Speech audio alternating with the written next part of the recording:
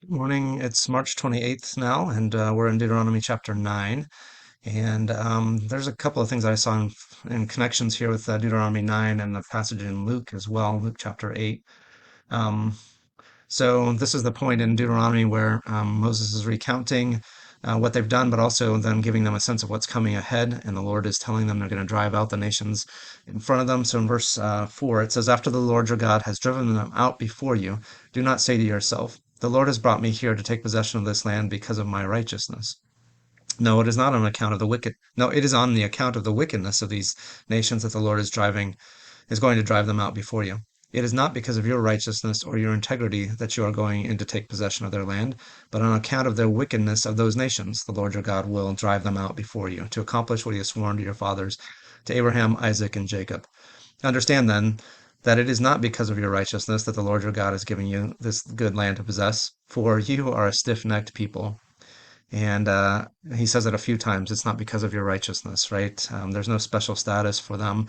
And I think he's reminding them, cautioning them that if they are no different from those peoples that they're driving out, that God's going to do the exact same thing to them too. That there's um, the only thing that makes him special is God's choice of them, that his being around them, him being in their presence is what makes them holy. It's nothing that comes from inside of them.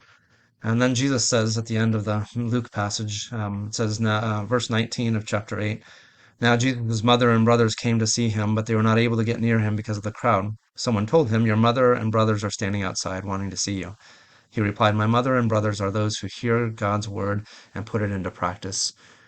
So those who are God's people are the ones who hear the word and do them, whether you're Old Testament, New Testament, whether you're a physical relative of Jesus or a physical relative of Abraham, that status doesn't matter. It's those who hear God's word and put it into practice in their lives that are dwelling with Him, and that's what Deuteronomy is about, really. It's trying to get to the heart attitude, that relationship with God that makes them a special people.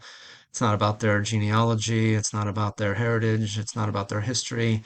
It's about a promise made to Abraham, Isaac, and Jacob, but it's also about their walking in faith and obedience to Him while they're in the land. And so this is something that's being stressed to those in Deuteronomy.